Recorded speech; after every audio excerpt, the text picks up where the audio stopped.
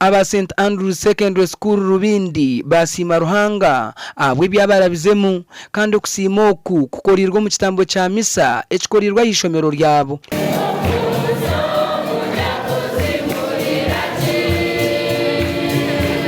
Reverend Father Wycliffe Byamugisha niwayebembire message. Thank you for the many talents and gifts. Omukushaboku Father Wycliffe Byamugisha yashaba bejo kundi hanga ryabo hamwe no kwesiga mukama kandi hamwe no kugezaho gukora ebishemire. Ababumbatire kandi abagumye abiyeho amarara n'amaganya abahereza amani atagira uwayikahirwara yona atagira uwaburamani twena turabombegezo mukurungi turutandikira umuruwe tubeherera umuruwe kandi amajwa yona twena tugirista twena dusingure.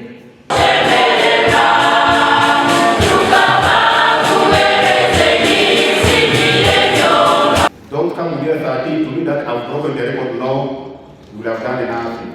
Don't come to me that we have come with the record of 12 that you have broken now, you have only maintained them. But the record to break is you get 11, you get 10, you get 9, and you get 8. That's the record.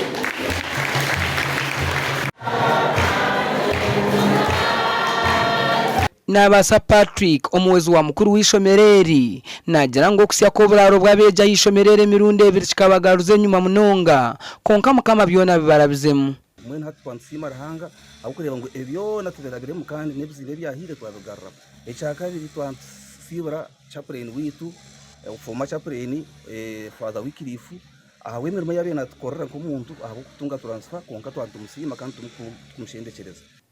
Omugandi makuru abikirizo mu kanisa ya Abundant Salvation rya Ntonde bashabirwa gukora namani hamwe no kutamani omukushabiri hanga. Naye twebaza Katonda nti government weta sobodde nafu at least tukoze kye tusobola okulaba nti Uganda n'ensi yonna okutwalira wamu egenda mu maaso mu butebenkevu era nituweereza babo nabo babuweereza.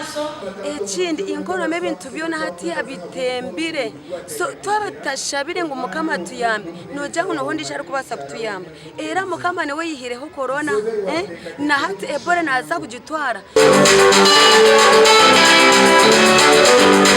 Awa TV West and Evans Taremwa hamwe na Sande K William.